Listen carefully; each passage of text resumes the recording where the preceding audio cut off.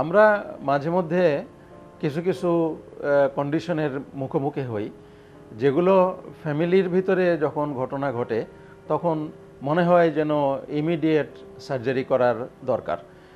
কিন্তু কিছু কিছু জিনিস আছে যেগুলো ইমিডিয়েট সার্জারি না করলেও চলে, এবং এই সমস্ত জিনিসগুলো মাঝে মধ্যে ফ্যামিলির মধ্যে খুব একটা প্যানিক সৃষ্টি করলেও এগুলোকে যখন তারা ডাক্তারের কাছে, অভিজ্ঞ ডাক্তারের কাছে আসে, তখন ডাক্তাররাই ডিসাইড করবে এটাকে তাদেরকে কিভাবে ম্যানেজমেন্ট দেওয়া যায়, ইমিডিয়েট ভর্তির দরকার আছে কিনা, ইমিডিয়েট সার্জারির দরকার আছে কিনা। যেমন বাসায় আমরা দেখি বিভিন্ন ফ্যামিলিতেই, ইভেন বড়দের ভিতরেও কেউ হয়তো অসাবধানতাবশত মুখে একটা কয়েন নিয়ে অনেক সময় একটা হেয়ার ক্লিপ বা তার কাঁটা মুখে ধরে কাজ করতে গিয়ে অনেক সময় চট করে গিলে ফেলছে। এখন এই গিলে ফেলার ফলে বাচ্চা যদি হয় তাহলে ওই ফ্যামিলির ভিতরে একটা প্যানিক সৃষ্টি হয়, এবং কিছু কিছু ক্ষেত্রে দেখা যায় ফ্যামিলিতে এটা নিয়ে ঝগড়াঝাঁটি, বাবা বাসায় নাই, বাবা ফিরে এসে যখন শোনে যে তার বাচ্চাটা কয়েন গিলে ফেলছে, তখন মায়ের সাথে রাগারাগি, মারধর এবং সংসারে একটা অশান্তির সৃষ্টি করে। তখন বাচ্চাটা যদি বুঝবার মতো বয়স হয়ে থাকে তাহলে সেও ঘাবড়ায় যায়।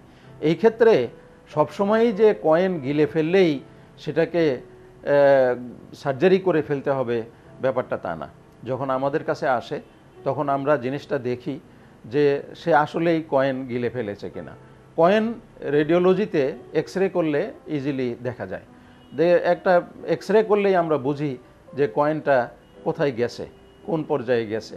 এটা কি ইসোফেগাসের মধ্যে বলি আমরা, যেটা খাদ্যনালী, সেটা গেছে নাকি স্টমাকে গেছে, নাকি স্টমাক পার হয়ে গেছে, সেটা দেখে তাদেরকে আশ্বস্ত করতে হয় যে এটা ইমিডিয়েট সার্জারির দরকার না। কিন্তু তাদেরকে সবসময় খেয়াল রাখতে হবে যে এই বাচ্চার কি কি লক্ষণ দেখা যাচ্ছে, এই বাচ্চার কয়েনটা খাওয়ার কারণে তার কি পেটে ব্যথা, খাওয়ার পর থেকে পেটে ব্যথা হচ্ছে কিনা, বমি হচ্ছে কিনা, পেট ফেঁপে যাচ্ছে কিনা। যদি এগুলো কিছুই না হয় তাহলে ঘাবড়াবার কিছুই নাই। এই সমস্ত জিনিসগুলো 80% ক্ষেত্রে সার্জারির দরকার পড়ে না। এগুলো আপনি পায়খানার সাথে বের হয়ে যায়।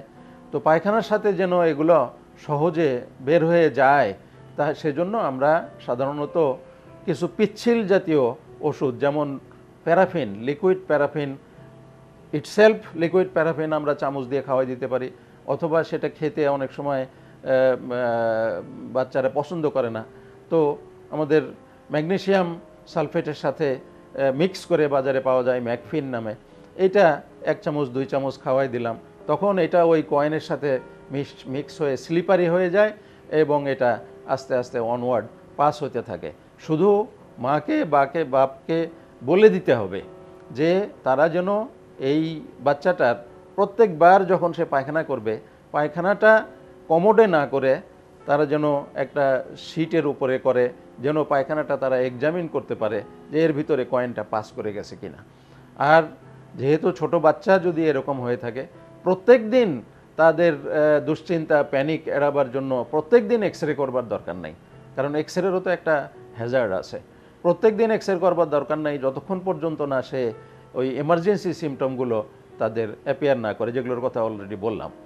তখন তাকে 2 দিন পর পর যদি আমি একটা এক্সরে করি, দেখি যে হ্যাঁ কয়েনটা এক জায়গা থেকে বেশ দূরে চলে গেছে, দূরের থেকে আরও দূরে চলে গেছে, এবং কোনো এক সময় দেখা যাবে কয়েনটা পাস হয়ে গেছে।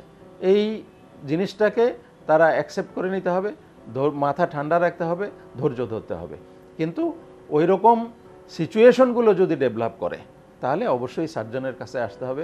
সার্জনই ডিসাইড করবে যে এটার জন্য সার্জিক্যাল ইন্টারফারেন্স দরকার আছে বা নাই, কাছে ঘাবড়াবার কিছু নাই।